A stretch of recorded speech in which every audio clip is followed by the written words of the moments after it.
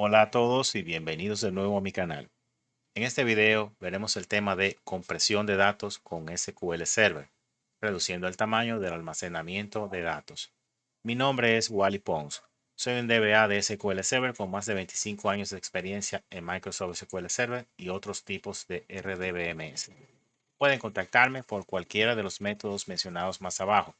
También soy el fundador de Datagrupo PBSoft desde 2013, instructor, escritor y consultor de TI desde finales de los 90 con una creciente gama de clientes. ¿Qué es compresión de datos en SQL? Específicamente en el contexto de SQL Server, se refiere a una función que ayuda a reducir el tamaño físico de los datos almacenados en tablas e índices dentro de una base de datos. Esta reducción de tamaño ofrece varias ventajas, entre ellas, menor ocupación de disco. Se requiere menos espacio de almacenamiento para los archivos de la base de datos. Mayor rendimiento de I/O. I/O quiere decir entrada y salida. Dado que los datos ocupan menos páginas, las consultas necesitan leer menos páginas del disco, lo que resulta en una recuperación de datos más rápida para cargas de trabajo con uso intensivo de I/O. Uso eficiente de la memoria. Se pueden almacenar más datos en la memoria gracias a la compresión, lo que podría mejorar el rendimiento general del sistema. ¿Cuándo utilizarla? Puede usar tanto row como page para la compresión de datos, pero generalmente se prefiere la compresión de page porque incluye todas las ventajas de la compresión de row, además de técnicas adicionales como la compresión de prefijos y diccionarios. La mejor opción depende de sus datos. La compresión de row es suficiente para datos con pocos duplicados, mientras que la compresión de page ofrece un mayor ahorro para datos con patrones repetitivos. Habilitando la compresión de datos en SQL. La compresión se puede habilitar en tablas o índices mediante instrucciones Transact SQL o herramientas como SQL Server Management Studio. Por ejemplo, puede especificar data underscore compression igual a row o data underscore compression igual a page al crear o modificar tablas o índices. Consideraciones para mejor rendimiento. Para maximizar el ahorro de espacio, utilice la compresión de page, ya que es más eficaz para reducir la redundancia de datos. Para reducir el impacto en el CPU, si su carga de trabajo está limitada por CPU y no tiene muchos valores repetidos, la compresión de row puede ser una mejor opción para minimizar el impacto en el rendimiento. Historia. La compresión de tablas e índices, específicamente la compresión de row y page, se incorporó a SQL Server con el lanzamiento de SQL Server 2008.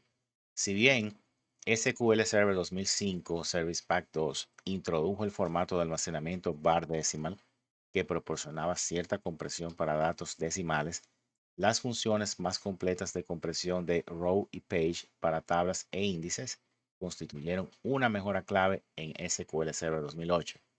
Desde la versión de SQL Server 2016, la compresión de datos está disponible en todas las ediciones de SQL Server, incluido SQL Server Express Edition. Demostrando la compresión de datos con SQL. Para demostrar la compresión de datos en SQL, necesitaremos una muestra de datos. En este caso, usaré el dump de la base de datos de Stack Overflow 2010. Con este dump, crearé dos tablas para este ejemplo. Una se va a llamar row underscore posts y otra se va a llamar page underscore posts. Cada tabla contiene cerca de 4 millones de registros y cumple correctamente con el propósito de la demostración. Para una mejor comprensión, cada tabla va a estar compuesta por la misma estructura de columnas, tipos de datos y primary keys. Adicionalmente, voy a crearle 4 índices a cada una compuestos por las mismas columnas y que serán diferenciables por la nomenclatura y el proceso de compresión que se le va a aplicar, tanto de row como page. Luego, haremos comparaciones de los tamaños, antes y después, utilizando una tabla y script para almacenar estas informaciones. Si desean descargar una copia de la base de datos de Stack Overflow, voy a dejar un link en la descripción del video para que accedan a esta página. Esta página es administrada por el señor Brent Ozar, quien está aquí en la imagen. Y desde aquí pueden descargar varias versiones de la base de datos. Entre ellas está una versión pequeña de 1.5 gigas. Está la versión que yo descargué, donde yo saqué una sola tabla, que es la tabla posts. Esta es la versión de 10 gigas. Y si desean descargar versiones más grandes, pueden hacerlo acá. En cada una de las descripciones está el link para descargar. Puede hacerlo directamente o con un torrent. Les recuerdo que esto está bajo una licencia que se llama CC by SA 4.0 License.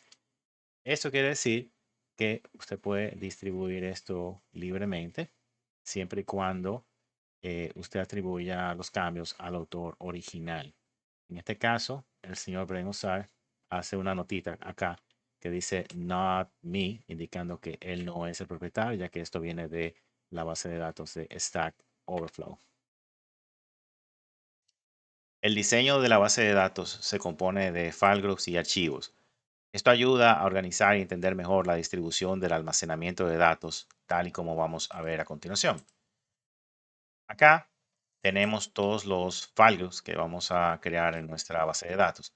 Los file groups son solamente unidades lógicas que almacenan archivos que utilizan las tablas para guardar la información.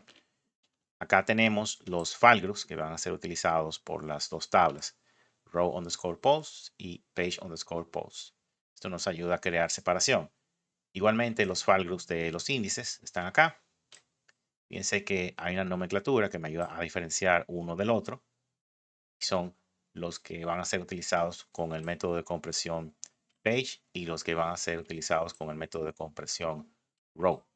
Vamos a ver cómo se ve esta información dentro de las propiedades de la base de datos. Aquí está. Fíjense, aquí están los file groups, como ven acá. ¿Eh? Aquí están los archivos asociados a cada file group en la base de datos.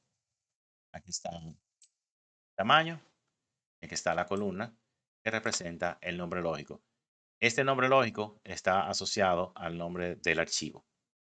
Ahora vamos a proceder a ver cómo almacenamos las informaciones actuales dentro de la tabla size. Ya la importación de la data está realizada en ambas tablas.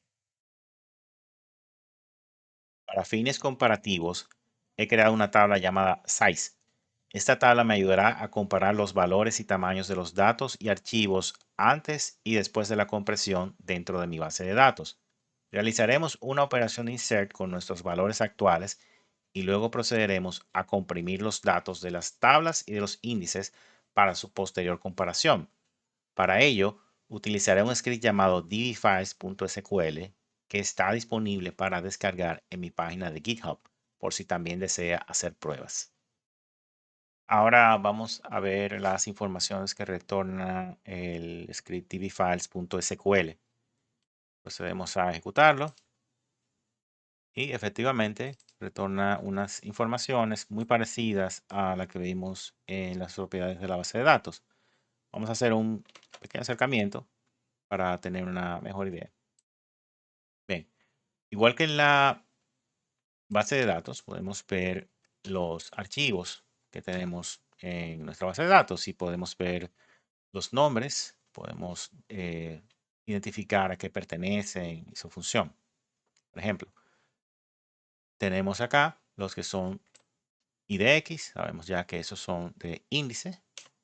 Sabemos acá por esta nomenclatura cuáles son de row y cuáles son de page, como ven acá.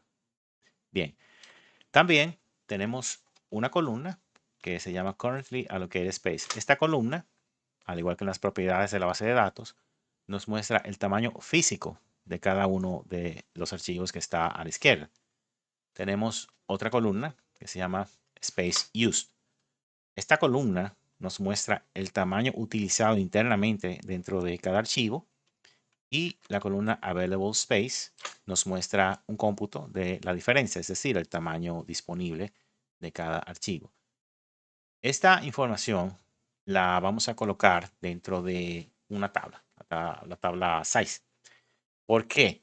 Porque cuando uno realiza la compresión, ya sea row o page, los archivos físicos son afectados y el espacio usado también es afectado. Es decir, el espacio usado se reduce, pero debido al tipo de operación, el tamaño físico tiende a aumentar, especialmente en las tablas. Por ejemplo, ahora mismo las tablas utilizan un archivo cada una.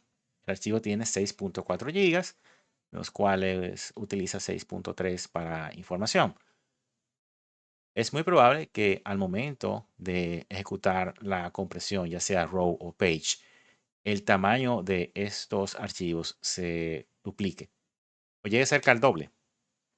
Pero colocando estas informaciones como un snapshot dentro de la tabla, podemos estar más seguros si esto sucede o no. ¿Ok? Así que vamos a proceder a insertar esa información dentro de la tabla. Pero antes de eso, vamos a verificar que la tabla esté vacía, debe estar vacía y efectivamente está vacía. Ahora vamos a hacerle el insert y listo. Verificamos el contenido de la misma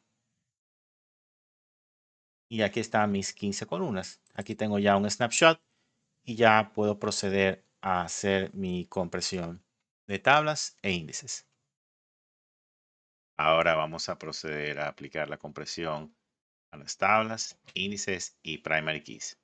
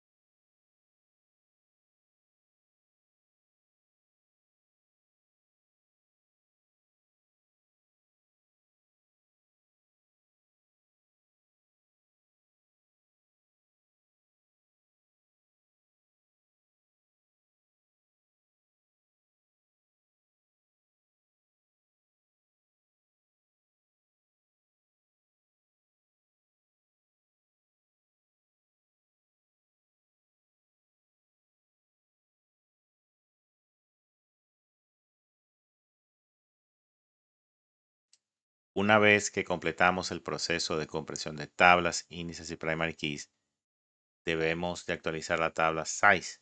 Esto es a fin de poder comparar el antes y el después y observar mejor los resultados.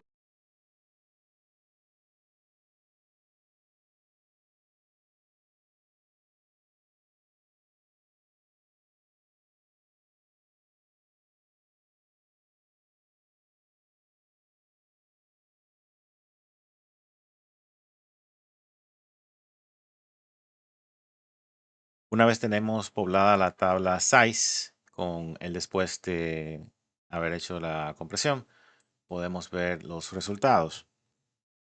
Como puede ver, aquí están los resultados y están agrupados con el antes y el después de cada proceso. Vamos a proceder a filtrar por el nombre lógico del archivo de una tabla, en este caso la tabla row posts, y vamos a explicar el resultado. Aquí tenemos el resultado. Vamos a hacer un acercamiento para mejor comprensión. Si se fijan acá, tenemos nuestras tres columnas. Esta representa lo que es el tamaño físico del archivo. Como pueden ver, antes del proceso, el archivo tenía 6.4 gigas. Luego del proceso, el archivo terminó teniendo casi el doble del tamaño, casi un 100%. Esto es porque el proceso de compresión estresa bastante el archivo. Ahora bien, con relación a lo que es el espacio o la data dentro del archivo, antes del proceso tenía 6.3 gigas y luego bajó a 5.9. Eso es aproximadamente unos 400 megas de ahorro en espacio. Ahora bien, la forma de ver esta información con un query simple es un poco complicada, ya que tenemos que fijarnos en dos líneas. A medida que le vamos poniendo más información, se va haciendo más complicado. Para ello, hay otro query que tengo acá que hace una mejor consulta de estos resultados y permite una mejor comparación. Vamos a verlo. Acá tenemos el segundo query. Como pueden ver, es un query un poco más complejo, ya que primero tiene el uso de una variable. Esta variable se utiliza con lo que se conoce como window function. El window function, como ven acá en este recuadro, es lo que me permite avanzar un registro hacia adelante. En este caso, como le coloco una variable en los diferentes puntos donde uso el window function, ya que lo uso varias veces, él avanza una fila hacia adelante. En caso de una inserción adicional a la tabla size con más información, para compararla con el tamaño original, pues este valor se cambia por un 2. Igualmente, tengo acá lo que me forma el comando dbcc shrink file. Este comando me permite reducir el tamaño físico del archivo de la base de datos o de los archivos en este caso. Puedo consultar varios. También acá tengo una condición where para ir específicamente por el nombre lógico al archivo que quiero consultar. Vamos a ver el resultado del mismo. Como pueden ver, es muy parecido a lo que vimos anteriormente, a diferencia de que tenemos otras informaciones adicionales. Esas informaciones adicionales son las siguientes. Vamos a colocar un recuadro para poder expresarlo mejor. Aquí tenemos el tamaño original del archivo. Como pueden ver, eran 6.4 gigas. Y el tamaño nuevo. El tamaño nuevo es después del proceso de la compresión. Eso quiere decir que aumentó 6098.50 megas, lo que equivale a un incremento de 94.87% en tamaño. Muy considerable. Igualmente podemos ver las informaciones del tamaño de la data. En este caso, vamos a colocar esto en un recuadro también para explicarlo mejor. Si se fijan, la data originalmente ocupaba 6.3 gigas o 6323.19 megas. Luego del proceso, data ocupa 5918 megas.06. Quiere decir que hubo un ahorro de 405.13 megas o un 6.41%. Ahora bien, debemos tomar en cuenta estos valores porque esto nos va a ayudar a determinar qué tanto podemos reducir el tamaño físico del archivo. Para reducir el tamaño físico, utilizamos este comando acá, el dbcc shrink file, lo copiamos y lo colocamos ya sea aquí o en una ventana nueva. Lo importante de esto es seleccionar la base de datos adecuadamente antes de ejecutar el proceso. Como pueden ver, el comando por defecto tiene un 1, pero podemos ajustar ese tamaño. Por ejemplo, como esto está representado en megas, pudiéramos ponerle 6000 para que trate de reducir el tamaño físico del archivo, que ahora mismo son 12.5 gigas a 6 gigas. Y lo ejecutamos.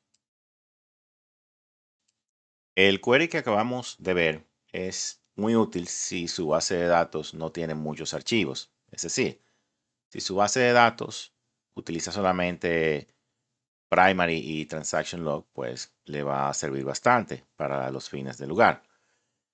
Por el contrario, si su base de datos está compuesta por una estructura de file groups y archivos y tiene, por ejemplo, 15, 20, 30, 50 archivos, pues ahí ya le toma más tiempo hacer el análisis.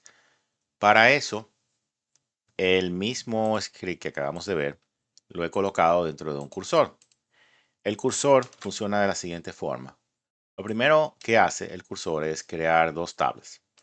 Hay una tabla que se llama Logical Names y esta tabla depende de la tabla física Size.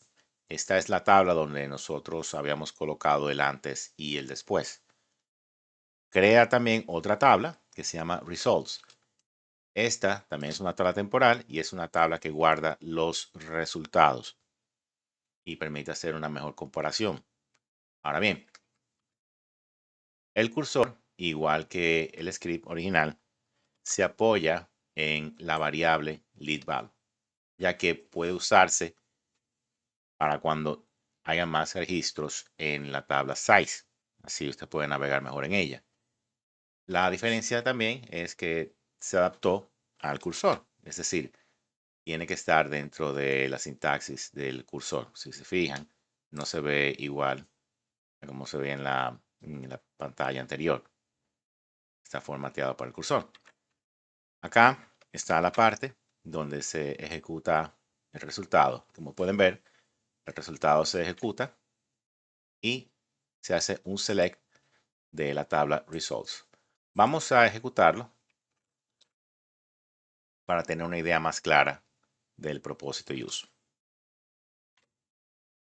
Como pueden ver, acá yo tengo ya todos mis resultados.